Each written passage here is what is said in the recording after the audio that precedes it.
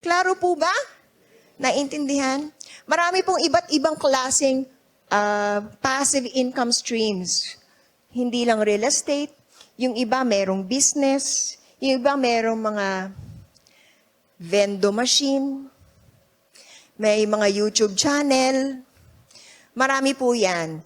Gaya po ng sabi ni RD, hindi ko kasi alam yan, pag-aralan. Okay? Mag-research po tayo. Kulang po ang oras para i-explain ko lahat ng mga possibilities dyan. Okay? Pero, yung ating growth jar, ito po yung ating the goose that lays the golden egg. Make sure that the principal is not wasted or do not kill the goose that lays the golden egg. But before you invest, simulan po natin yan sa emergency fund. Yan po ang step 1. Okay, binanggit din po ni RD yan kanina. Make sure that you have 3 to 6 months at least worth of your monthly expenses, and then you work until it's from 6 to 12 months, 1 whole year, na kahit mawalan kayo ng trabaho, mawalan kayo ng kapasidad para kumita, meron kayong allowance na 3 to 6 months para maghanap ng panibagong trabaho o bagong pagkakitaan. So paano po yan? You compute for your monthly expenses. Let's say, sa isang buwan, ang monthly expenses nyo will amount to 20,000 pesos. I-multiply mo ba yan by 6 months, magiging 6 times 20 is 120,000. Yan po ang iyong emergency fund. Mawalan ka ng trabaho ng isang buwan, let's say 30,000 ang kita mo sa isang buwan, meron kang 6 na buwan na palugit para ka mahanap ng iba pang trabaho. Okay ba yon? In that sense, hindi ka mangungutang sa kapitbahay, sa mga magulang. Hindi ka magpa 5-6 para lang makabayad ng Meralco. Kasi meron kang naitabing savings, ang iyong emergency fund.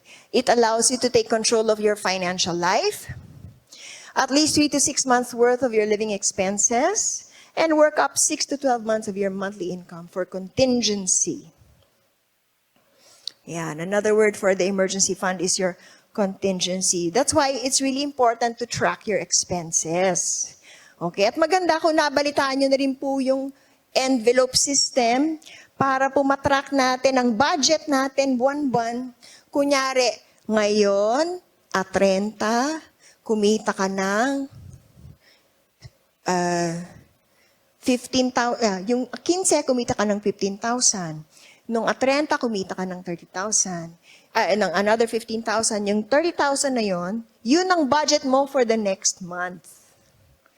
Hindi yun yung budget mo within that month. Kaya nga kailangan nakapag-ipon ka na. Okay? So, yung kikitain mo sa buwan ngayon, yun ang budget mo for the following month. So, ngayon, pag tinanggap mo na yung income mo, itatabi mo na yan, ito yung pambayad sa renta, pambayad sa Meralco, pambayad sa tubig, pantayag sa telepono, budget para sa grocery. Naintindihan? At ilagay mo yan sa isang envelope account, mga envelope, o kaya yung mga expanding envelope na ganon, para isang hugot. Okay, meron akong pambayad sa Meralco.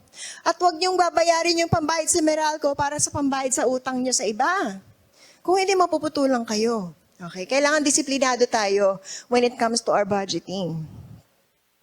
What is contingency for? Gaya ng banggit ko, pag nawalan ng trabaho, pag nagkasakit si baby, kailangan ng pang-deposit sa ospital, di ba? Kasi baka mamaya hindi siya gamutin eh.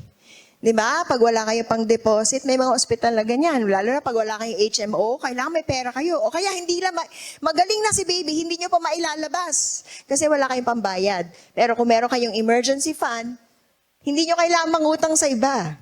Meron kayong pambayad sa ospital. Pag nagkaroon ng emergency sa sasakyan o nasunugan sa bahay, pag wala kayong insurance, yan ang contingency fund. O kaya may repair. Okay? Kaya importante din po na meron din tayong insurance. So itatabi din natin ang ating growth fund and make sure na meron din tayong insurance sa health, sa life.